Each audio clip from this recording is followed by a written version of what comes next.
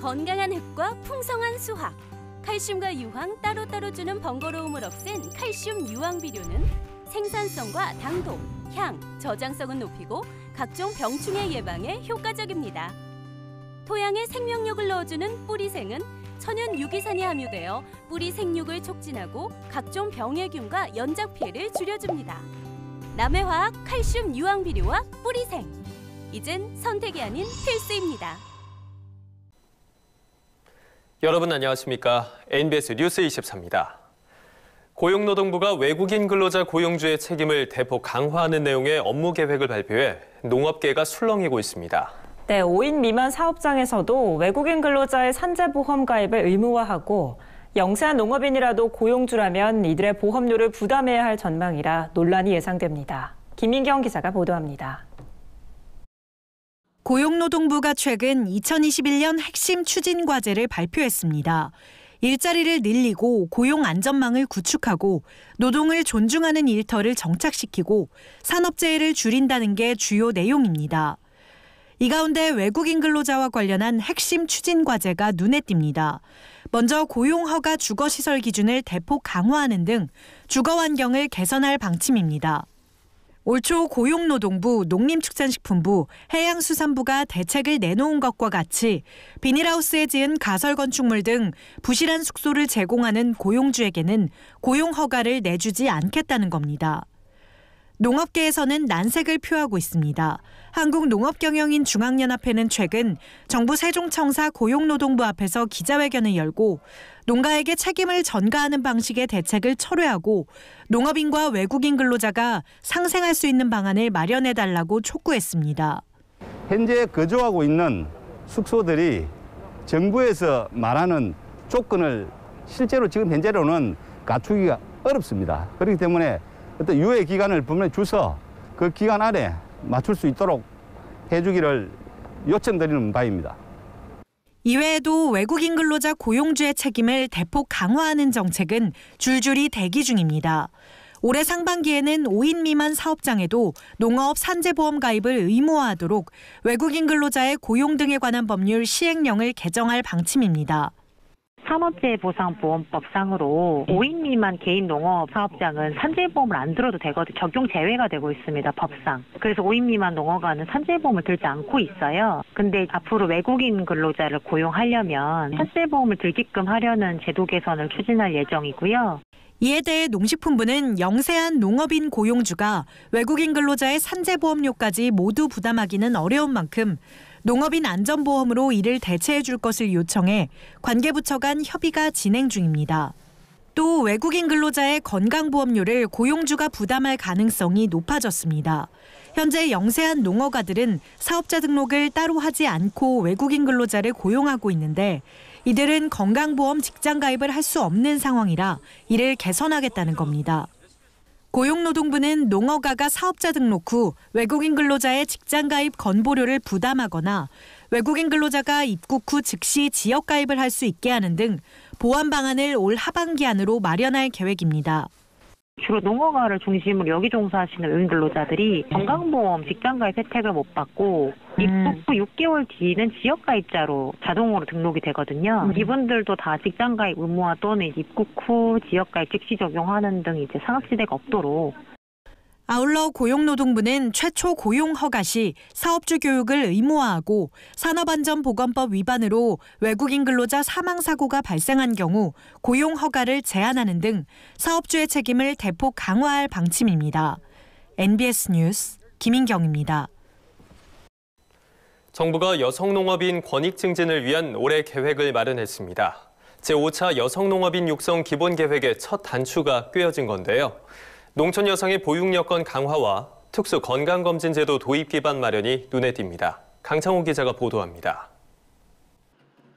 농림축산식품부가 최근 2021년 여성농업인 육성 시행계획을 수립했습니다. 올해 시행계획은 성평등을 통한 여성농업인의 행복한 삶터, 일터, 쉼터를 비전으로 4대 전략, 16개 정책과제 등으로 구성됩니다. 올해부터 5년간 시행되는 제5차 여성농업인 육성 기본계획의 추진과제를 달성하기 위해 연간 단위 세부 사항과 일정을 구체화한 겁니다. 농식품부는 우선 농촌 양성평등 구현을 추진할 계획입니다. 농식품부는 여성농업인 육성법에 양성평등과 안전조항을 추가하고 지방자치단체 여성농업인 전담부서 설치를 독려할 방침입니다. 성인지 정책을 위한 기초자료 수집도 본격화합니다. 농식품부는 농업통계조사 시 성별을 나눠 자료를 수집할 예정입니다. 성평등 지표 개발을 통한 수치화 작업에도 나서겠다고 밝혔습니다. 여성 농업인의 역량 강화를 위한 사업도 추진합니다. 농식품부는 여성 농업인의 지역 개발 사업 참여를 확대할 계획입니다. 각 지역, 마을별 주민위원회를 성별 등을 고려해 구성하도록 지침을 마련할 예정입니다. 농촌 보육 여건 강화도 계획에 포함됐습니다. 농식품부는 남성 농업인의 가사 참여를 독려할 방침입니다. 이를 위해 농가도우미 제도 신청 자격을 남성 농업인까지 확대할 예정입니다. 농가도우미는 출산 전후 여성 농업인을 위해 영농 작업과 가사 일을 도와주는 도우미 임금 전액을 일정 기간 지원해주는 제도입니다. 농식품부는 농가도우미 신청 자격 확대를 통해 가사 일에 대한 인식을 개선하고 여성 농업인의 부담을 덜 수 있을 것이라고 전망했습니다. 앞으로 남성 농업인들까지 확대하는 방안을 찾아보고 있거든요. 전체적으로 보면 근로자들 같은 경우는 남성 근로자들도 10일 동안의 육아휴직을 의무화하고 있잖아요. 근데 이제 저희 농업 쪽은 그런 게 없어서 그런 부분들을 정책에 포함시키려고. 또 여성 농업인 대상 특수 건강검진 제도 도입 기반을 마련할 예정입니다. 국제노동기구는 농업과 광업, 소방업을 고위험 산업으로 지정하고 특수 건강검진을 권장하고 있습니다. 현재 우리나라는 광업과 소방업 종사자에 대해선 특수 건강검진을 실시하고 있지만 농업 종사자는 혜택을 받지 못하고 있습니다. 이에 농식품부는 여성 농업인을 대상으로 한 특수 건강검진을 우선적으로 추진할 방침입니다. 국제노동기구에서도 3대 위험 직군으로 농업 부분이 들어가 있거든요. 다른 데는 다 하고 있어요. 광업 쪽도 특수건강검진 하고 있고 소방 이런 쪽도 하고 있고 지금 농업만 안 하고 있거든요. 이 밖에도 농식품부는 청년과 다문화 가정 등 농촌 거주 여성의 집단별 특성을 고려한 맞춤형 지원을 통해 여성의 농촌 지역 유입을 촉진하겠다고 밝혔습니다. 전국 시도는 이번 시행 계획을 토대로 자체 실정에 맞는 계획을 이달 중으로 수립할 예정입니다. MBS 뉴스 강창호입니다. 정부가 설 명절 전까지 수입 달걀 2천만 개를 시중에 추가로 공급하겠다고 밝혔습니다. 설 이후에도 이달 말까지 달걀 2,400만 개 수입을 논의 중인 것으로 알려졌습니다. 주로 식당이나 달걀 가공업체, 소매업체 등으로 유통될 전망인데요. 하지만 소비자 입장에서는 이곳에 유통되는 달걀의 원산지를 확인하기 어려워 소비자 단체를 중심으로 원산지 관리를 강화해야 한다는 목소리가 나오고 있습니다. 김하은 기자입니다. 정부가 설 성수기를 앞두고 시중에 수입 신선란 2천만 개를 추가 공급할 것으로 알려진 가운데 원산지 관리에 대한 소비자들의 우려가 커지고 있습니다. 농림축산식품부는 오는 5일까지 미국산 수입 신선란 1,384만 개를 들여오기로 확정했고 10일까지 700만 개를 추가 수입해 공급할 계획이라고 최근 밝혔습니다. 고병원성 조류 인플루엔자 AI 확산으로 달걀값이 오른 데다 설 대목을 앞두고 달걀 수요가 집중될 것에 대비해 물가 관리에 나선 겁니다. 설 이후에도 2월 말까지 수입란 2,400만 개를 추가로 수입할 방침입니다. 농식품부에 따르면 지난달 31일까지 약 140만 개 수입 신선란이 식당, 달걀 가공업체, 소매업체 등에 판매됐으며 이후에도 할당관세를 적용받는 달걀 가공품 등이 2월 말부터 본격적으로 수입되면 제과 제빵업계와 식당, 소매업체를 중심으로 유통될 전망입니다. 현재까지 수입 신선란을 판매하겠다고 나선 대형 유통업체가 한 곳도 없어서입니다.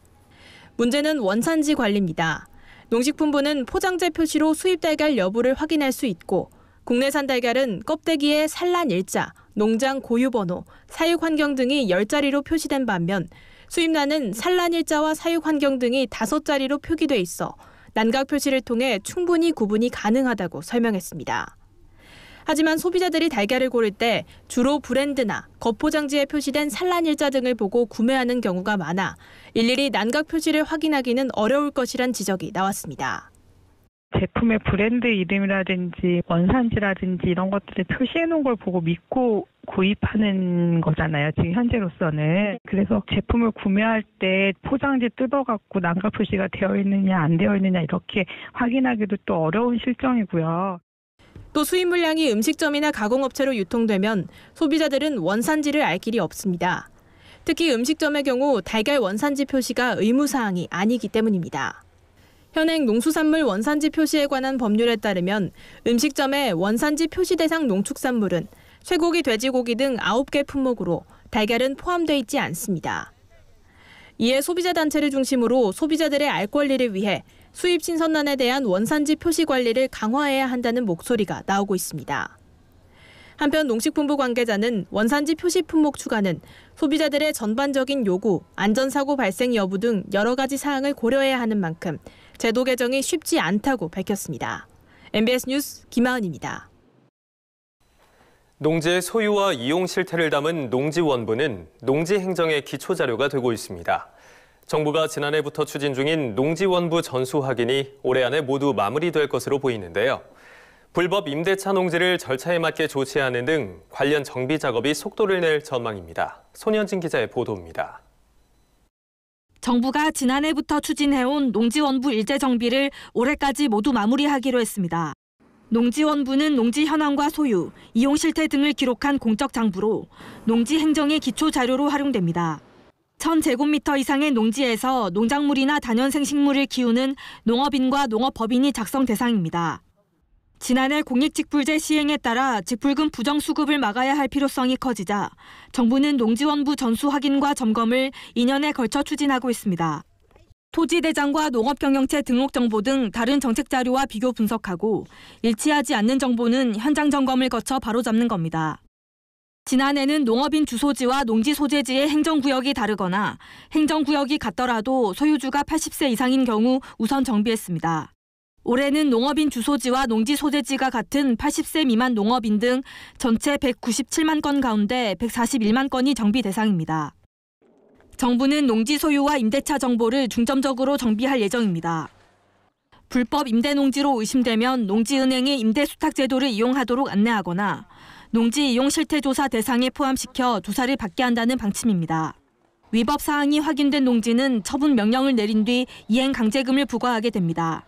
불법인지도 모르고 농지를 빌려주고 막 그러시는 분들도 있거든요. 합법적으로 임대를 할 수 있는 제도를 홍보를 하고 자기가 농사를 짓든지 농지은행에 임대수탁을 하시든지 뭐 그렇게 유도를 하는 겁니다. 정부는 지자체의 농지 실태 조사와 농지원부 정비에 필요한 인력 및 예산 지원을 늘리기로 했습니다. 올해 지자체 인력 보조 예산은 263억 원으로 지난해보다 122억 원 증가했습니다. 이 밖에도 농지 정보를 종합적, 체계적으로 관리하는 공적 데이터베이스로 농지원부를 전면 개편하는 방안을 검토해 추진한다는 계획입니다. MBS 뉴스 손현진입니다. 진한 색과 상쾌한 향으로 소비자 선호도가 높은 프리지어 꽃이 심신 안정에도 큰 효과를 나타냈습니다. 꽃향기 성분이 높을수록 불안 완화 효과가 높다고 하는데요. 국산 프리지어 품종에도 이 성분이 다량 함유돼 있어 프리지어 꽃을 찾는 소비자들이 늘어날 것으로 보입니다. 남수지 기자입니다. 꽃망울에서 퍼져나오는 은은한 향으로 인기가 많은 꽃 프리지어. 달달하고 산뜻한 특유의 향 때문에 수요가 많아 향수나 로션 등 향장 제품에도 널리 쓰이고 있습니다. 졸업식이나 여러 행사에서도 자주 볼 수 있는 단골꽃이기도 합니다. 프리지어 꽃은 기분 전환에도 상당한 효과가 있습니다. 농촌진흥청이 진행한 연구에 따르면 대표적인 꽃향기 성분으로 알려진 리날룰 성분이 국산 프리지어 품종에 풍부한 것으로 나타났습니다. 리날룰 성분은 여러 연구를 통해 불안 완화에 도움이 된다고 밝혀진 바 있습니다. 프리지어 향에 함유된 또 다른 성분인 베타오심에는 항산화, 항균 효과가 뛰어난 것으로 알려져 있습니다. 최초의 국산 프리지어 품종이면서 특유의 향이 강한 샤이니 골드는 리날룰 성분을 38.7%, 베타오시멘 성분을 29.7% 포함하고 있습니다. 대표적인 외국 품종으로 향이 강하다고 알려진 이본네의 견조도 손색 없을 정도입니다. 향기 전문가를 대상으로 진행한 기호도 평가에서 샤이니 골드는 5점 만점에 4.2점을 받아 이본네를 제치고 화장품 회사의 향기 모델로 선정되기도 했습니다. 국산 품종 샤이니 골드는 리나롤 성분이 함유되어 있어서 최근 코로나19로 인해서 무기력해진 기분을 전환하는 데 일부 도움을 줄 수 있고 구매로 이어진다면 화훼 농가에도 도움이 될 것이라고 생각됩니다. 한편 충남도를 비롯한 여러 지자체들은 꽃 사주기 운동을 통해 프리지어 소비에 힘을 보태고 있습니다. 코로나19로 인해 화훼 농가들이 어려운 상황에 처하자 소비 촉진을 위해 팔을 걷어붙인 겁니다. 지자체들은 프리지어 꽃 소비를 통해 코로나19로 인해 무기력했던 기분도 전환하고 화훼 농가 살리기에도 동참해달라고 당부했습니다. MBS 뉴스 남수지입니다. 다음은 간추린 뉴스입니다. 경상북도가 코로나19로 인해 농식품 소비 침체가 심화됨에 따라 경북 농식품유통교육진흥원에 농식품 유통피해 상담센터를 설치하고 본격적으로 농가 지원에 나섰습니다. 농식품 유통피해 상담센터는 전국 광역지자체 가운데 처음으로 설치된 것으로 운영팀과 온 오프라인 지원팀, 정책지원팀으로 구성돼 있습니다.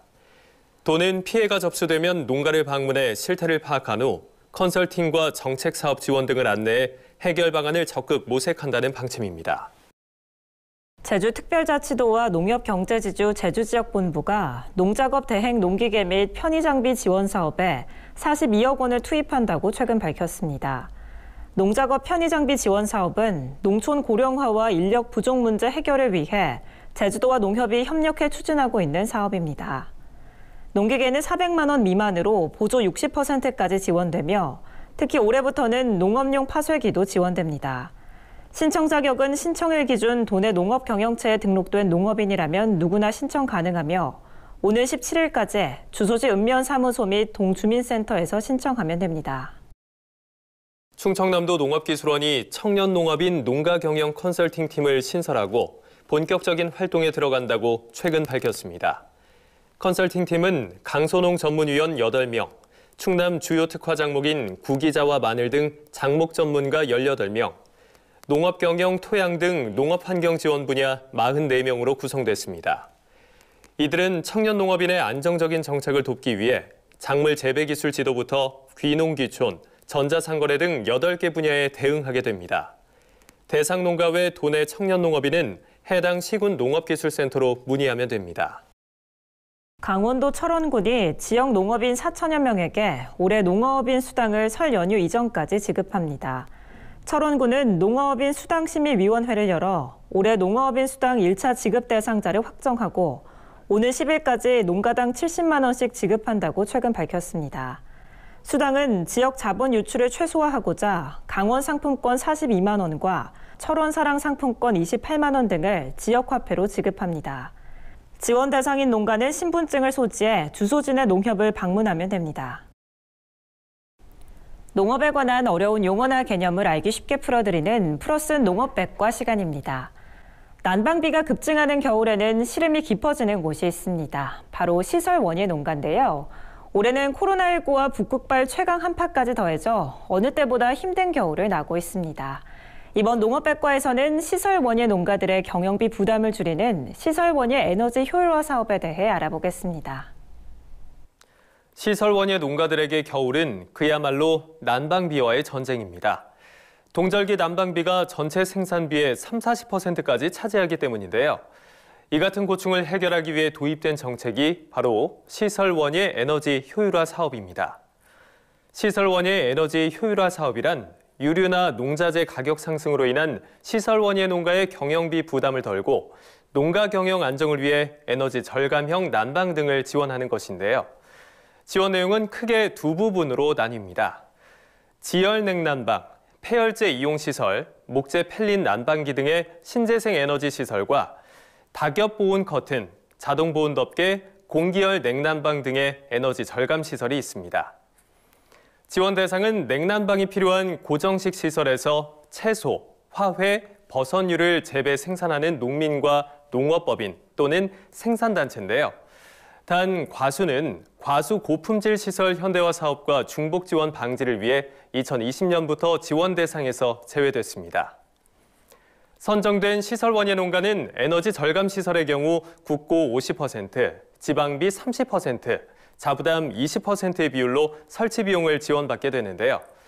융자금리는 고정금리 2% 혹은 변동금리 중에 선택이 가능하고 3년 거치 및 7년 분할 상환을 할 수 있습니다. 지원을 희망하는 농가는 해당 서류를 구비해서 사업 신청 농가 주소지의 시장 또는 군수에게 신청하고 사업 예정지가 행정구역상 다를 경우엔 시군에 신청하면 농어촌공사의 현장 조사와 농림축산식품부의 심사를 거쳐 예산 지원 여부가 확정됩니다. 이때 순환식 수막 재배 시설을 설치하거나 태풍, 화재 등 재해 피해 농민, GAP 농산물 인증 농가 등은 우선 지원 대상자로 선정되니까 가까운 읍면동 사무소에 미리 확인해 보시는 게 좋겠습니다. 시설원의 에너지 효율화 사업은 부문별로 희비가 엇갈리고 있는데요. 에너지 절감 시설은 농가 수요가 꾸준히 증가해 올해 총 498억 원의 예산이 책정된 반면 지열 냉난방 시설의 예산은 이에 절반에도 못 미치는 61억 원이 전부입니다. 이처럼 차이가 나는 이유는 투자 대비 효율성 때문인데요. 지열이나 지하수 등 지열 에너지를 통해 전력을 생산하는 지열 냉난방 시설의 경우 투자비를 회수하려면 상당한 시간이 소요되기 때문에 농가들의 반응이 회의적인 거죠.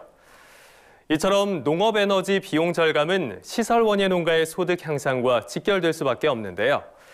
지구온난화로 인한 이상기후와 시장 개방 등의 대응 역량을 강화하는 데 시설원예 에너지 효율화 사업이 든든한 버팀목이 될 수 있길 기대해 보겠습니다.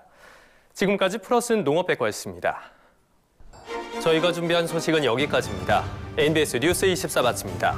함께해 주신 여러분 고맙습니다.